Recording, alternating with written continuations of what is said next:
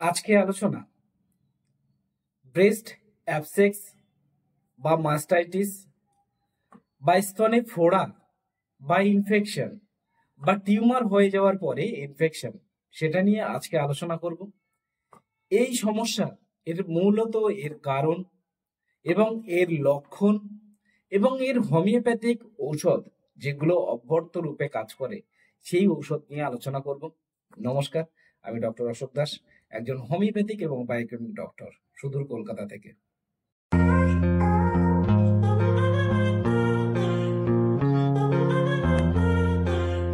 স্তনে ফোড়া বা ফোলা, যেটাকে অ্যাবসেক্স বা মাস্টাইটিস বলা হয়, এটি একটি সমস্যা এবং এর বিশেষ কারণ হচ্ছে যে সকল মায়েরা যারা স্তন দান করছেন বা শিশুদেরকে দুধ পান করাচ্ছেন তাদের এই সমস্যা বেশি দেখা যায়।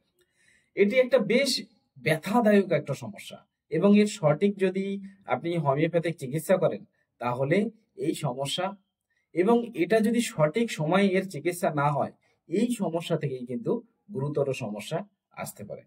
তাই আপনারা অবশ্যই এই সমস্যা হেলা না করে সচেতন হন। তো আজকে তার সমাধান দিতে চলেছি। ভিডিওটি প্রথম থেকে শেষ পর্যন্ত দেখার চেষ্টা করবেন। যদি ভিডিওটি ভালো লাগে অবশ্যই ভিডিওটিকে শেয়ার করবেন এবং আপনাদের কোনো মতামত থাকলে কমেন্ট করবেন। তো জেনে নেই স্তনে ফোড়া হওয়ার এর মূল কারণ।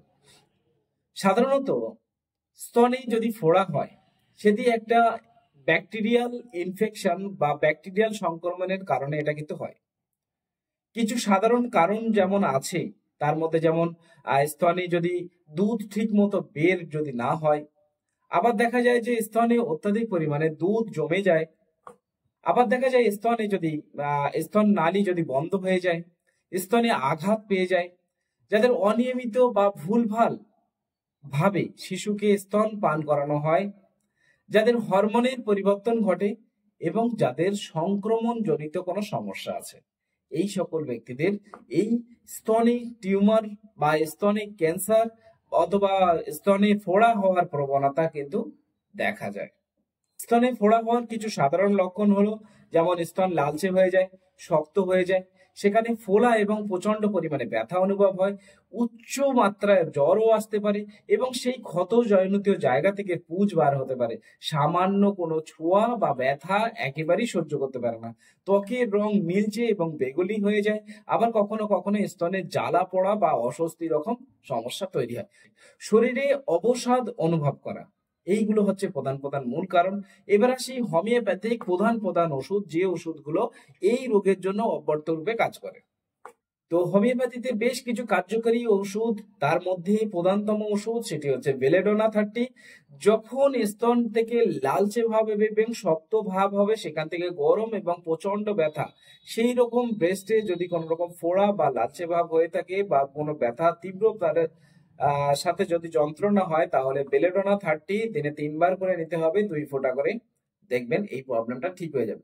এরপরে মেডিসিন হচ্ছে হিপাসাল 30। যাদের অত্যাধিক পরিমাণে পুঁজ হয়ে গেছে, সেখান থেকে পুঁজ নিঃসৃত হচ্ছে, সামান্য স্পর্শে মনে হয় যেন জীবন বেরিয়ে যাওয়ার মতো ব্যথা। তো এরকম সামান্য স্পর্শে যার ব্যথা সহ্য হয় না, পুঁজ জমে গেছে, সেই পুঁজটাকে শুকাতে হিপাসাল 30 অত্যাধিক পরিমাণে কাজ করে। এরপরে হচ্ছে ফাইটোলাকা 30। যখন স্তন শক্ত বা গটি হয়ে যায় বা দুধ জমা থাকে, বিশেষ করে দুধ জমার পরে বা দুধ বাঁধার পরে তার ব্রেস্টে এক ধরনের যন্ত্রণা হয়, যেটাকে অনেক সময় ঠুনকো বলা হয়। এই যন্ত্রণাকে ঠিক করতে গেলে 4 ফোঁটা করে দিনে 3 বার ফাইটোলাকা 30 ব্যবহার করবেন। এরপরে হচ্ছে ব্রানিয়া অ্যালবাম 200। যখন দুধ জমে স্তন খুব শক্ত হয়ে যায়, তখন দিনে 1 বার করে ব্রানিয়া অ্যালবাম যদি ব্যবহার করানো যায়, তাহলে সেই প্রসূতি মা তার সমস্যা খুব কম সময়ের মধ্যে স্বাভাবিক জায়গা চলে আসবে। এরপরে হচ্ছে সাইলেসিয়া। যে সকল মায়েদের যাদের পুঁজ হয়ে গেছে, সেখান থেকে স্তন থেকে ক্ষত হয়ে গেছে, সেই ক্ষতটা শুকানোর জন্য এই সাইলেসিয়া 30 দিনে 3 বার করে ব্যবহার করতে হবে। করলে দেখবেন যে তাদের পুঁজ হয়ে যাওয়া বা রস পড়া বা জল জমা মতো ঝরে পড়া, সেটা কিন্তু খুব কম সময়ের মধ্যে স্বাভাবিক জায়গায় চলে আসবে। তাদের যখন ফোড়া হয়, সেই ফোড়াটা অতিরিক্ত দুর্বল হয়ে যায় ফোড়া হওয়ার কারণে এবং মানসিক অতিরিক্ত অবসাদ চলে আসে। সেই ফোড়া থেকে এক প্রকার জ্বালা এবং অস্থিরতা ভাব আসে। পেশেন্ট সবসময় মনে করে যে সেই রোগী আর বাঁচবে না, তারা প্রচন্ড পরিমাণে অস্থির হয়ে যায়। সেই সকল মায়েদের ক্ষেত্রে আর্সেনিকাম অ্যালবাম 30 দিনে 2 বার করে অথবা 3 বার করে 2 থেকে 3 দিন সেবন করতে হবে, করলে এই প্রবলেমটা ঠিক হয়ে যাবে। এবারে আসি কিছু প্রতিরোধ এবং জীবন পরিবর্তনের কথা, যেগুলো মানলে আপনার এই সমস্যা আসবে না, বা যদি বা এসে থাকে আপনি কিন্তু এই রোগ থেকে তাড়াতাড়ি স্বাভাবিক জায়গা ফিরে আসবেন।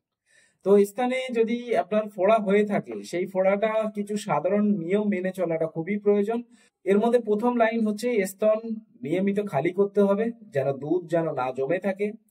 যখন স্তন পান করানো হবে সেই সময়ে তার আগে অথবা পরে স্তনটাকে একটু পরিষ্কার রাখতে হবে। বিশেষ করে গরম জলে সেঁক দিলে যদি আরাম পাওয়া যায়, অবশ্যই গরম জল সেঁক দেবেন।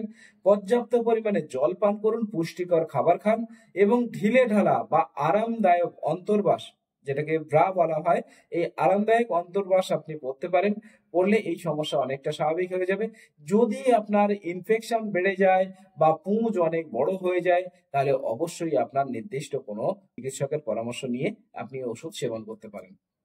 পর্যাপ্ত বিশ্রাম নিতে হবে এবং মানসিক চাপ কমাতে হবে।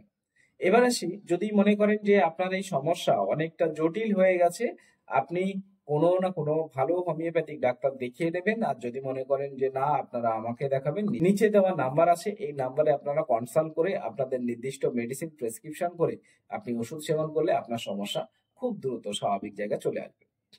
যদি এই বিষয়ে আরো কিছু আপনাদের জানার প্রয়োজন হয়, আপনারা অবশ্যই কমেন্ট বক্সে এসে কমেন্ট করবেন, আপনাদের সমস্যা জানাবেন।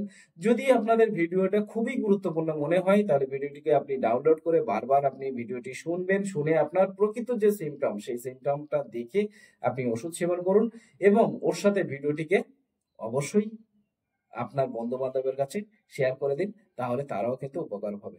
তো বন্ধুরা, আর ভিডিওটি দীর্ঘায়িত করছে না, আগামী দিনে আবার একটা নতুন কোনো বিষয় নিয়ে আলোচনা করা হবে। আপনাদের সকলের সুস্থতা কামনা করি। নমস্কার।